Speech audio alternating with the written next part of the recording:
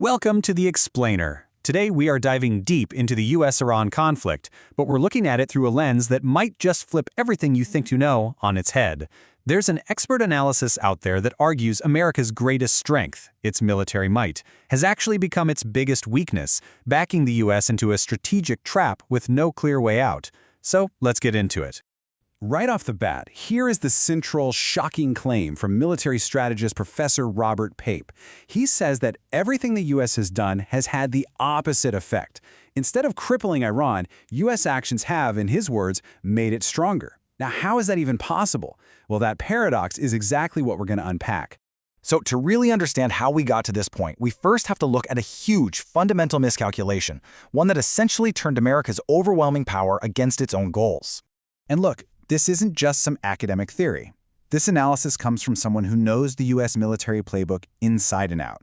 Professor Robert Pape from the University of Chicago spent over 2 decades running war game simulations for the military itself, modeling this exact scenario, a massive U.S. bombing campaign against Iran. So what did all those years of modeling show? Well, Professor Pape's work kept pointing to the same conclusion, something he calls the bombing paradox.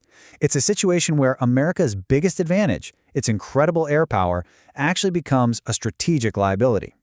And here's the absolute heart of the paradox. Yes, the U.S. can hit thousands of targets. Bombs are great at destroying buildings. But that tactical success, hitting all those targets, doesn't actually lead to winning. In fact, it does the opposite. It tends to unify the population against you and make the regime even more determined to fight back. This is such a brilliant way to understand the problem with bombing Iran's nuclear program. Pape calls it the pan versus gold analogy.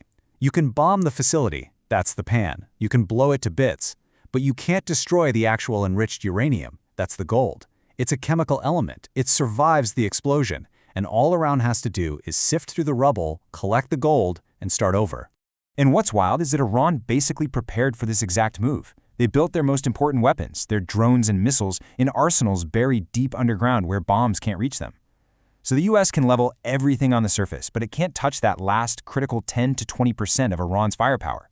And as we learned in past conflicts, if you can't get that last 20%, the enemy believes they can't be beaten.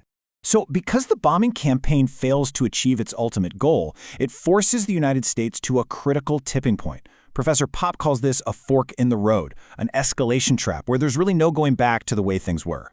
And this is so important to grasp. The old status quo is gone. It's off the table. The bombing has permanently altered the strategic map, and now, according to the model, the U.S. is stuck staring down 2 and only 2 possible futures. And neither of them are good. Path A is a full-blown ground war, a massive, bloody invasion to physically seize the nuclear material. We're talking a conflict that would last months, maybe years.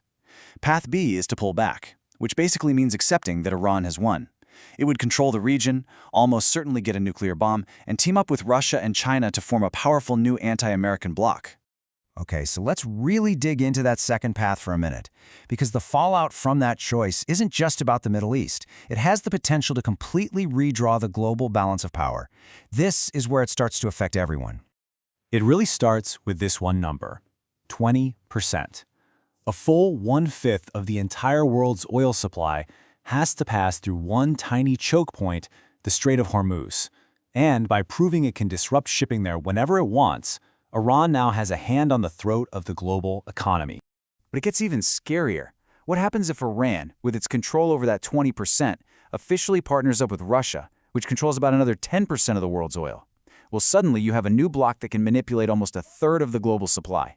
They could hold the US and Europe's economies hostage, and there'd be very little anyone could do about it. And we are already seeing the dominoes start to fall. U.S. allies in Asia, like Japan and India, are desperate for that oil, so they're quietly starting to hedge their bets. Old partners in the Gulf, like Saudi Arabia, are looking elsewhere for security. And all those American bases in the region, they've gone from symbols of power to what Pape calls big fat targets for Iranian drones. The U.S. role as the security mafia boss of the region is crumbling. This chart does a great job of showing the shift. For decades, the U.S. has been the lone superpower. China and Russia together pose a challenge, sure, but the scales still favor America. But what happens when you add a nuclear-armed, regionally dominant Iran to their side? For the first time, that balance could actually tip away from the United States. So all of this brings us right back to that central idea. The United States is trapped. It has walked into a situation where every single move seems to make things worse. And here is that impossible dilemma in a nutshell. If you keep bombing, you just make Iran more determined. But if you stop and pull back, you are handing a massive strategic victory to a major rival and admitting defeat. There's just no easy answer here. So you have to ask, how on earth did we get stuck here? Well, according to Professor Pape, the starting point is crystal clear. He points directly to the 2018 decision to pull out of the Iran nuclear deal. He argues that one move took all the constraints off Iran's nuclear program and started the chain reaction that led us to this impossible choice we face today. And that leaves all of us with a final, really unsettling question.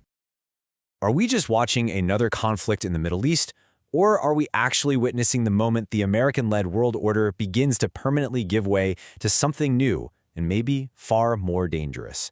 The answer is being written as we speak.